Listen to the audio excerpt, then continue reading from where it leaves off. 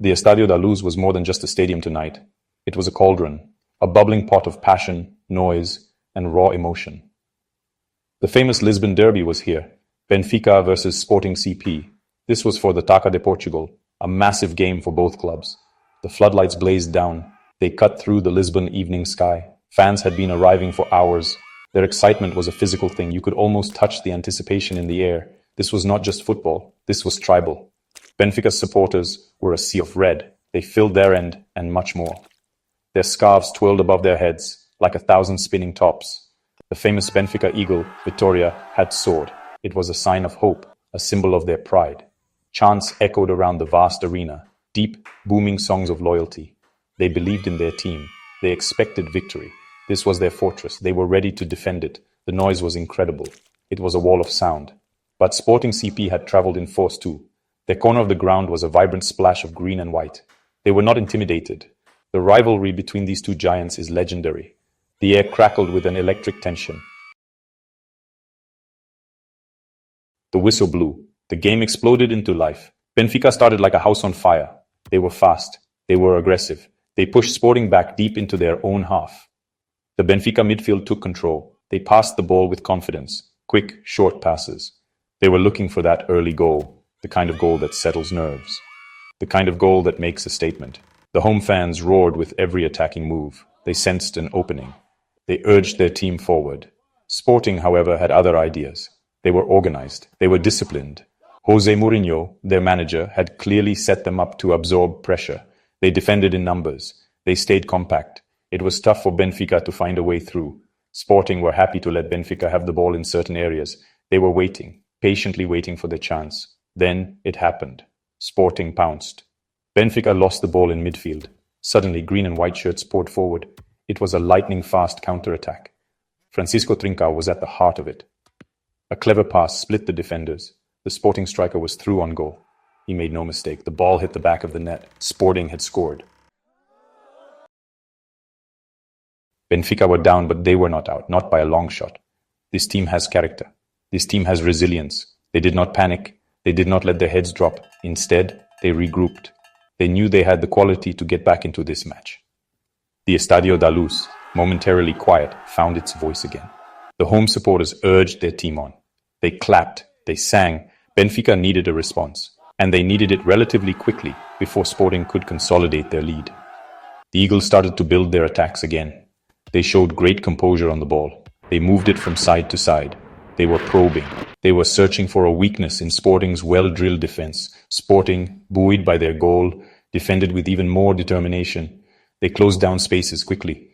They made tackles. They put their bodies on the line. And then, the breakthrough came for Benfica.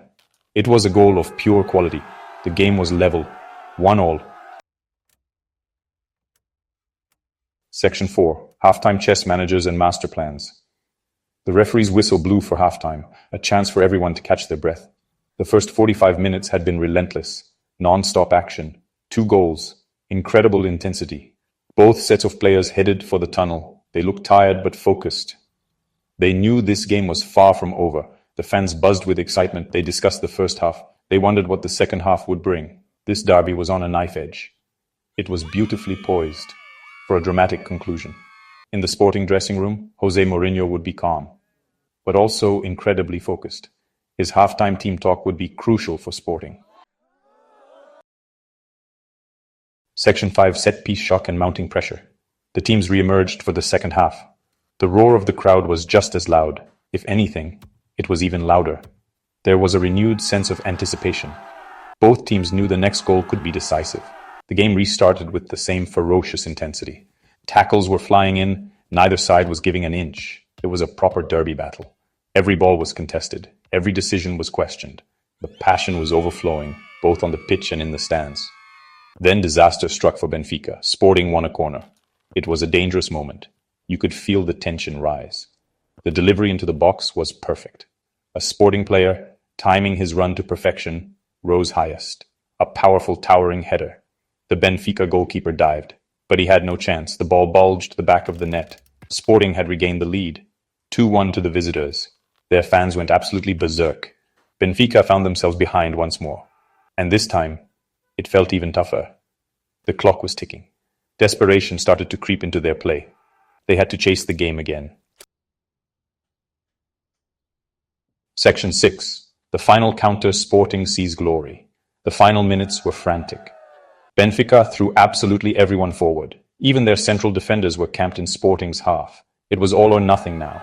They were desperate for that one chance, that one moment of magic to save the game. Long balls were pumped into the Sporting box. Crosses came in from wide areas, but Sporting's defenders were like magnets to the ball. They headed everything away. They cleared every danger. The pressure was immense, but Sporting were holding on.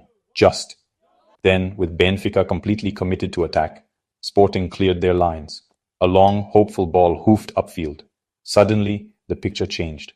A Sporting attacker, fresh from the bench perhaps, chased it down. He had pace. He had space. Benfica were caught short at the back. They were completely exposed. It was a classic counter-attack. The kind Jose Mourinho loves. The kind that wins big matches. The Sporting player raced towards the Benfica goal. The home fans held their breath. This was it. The attacker kept his composure. He drew the last defender. He slipped a perfect pass to an unmarked teammate. The net rippled for a third time for Sporting. Goal. That was surely the winner.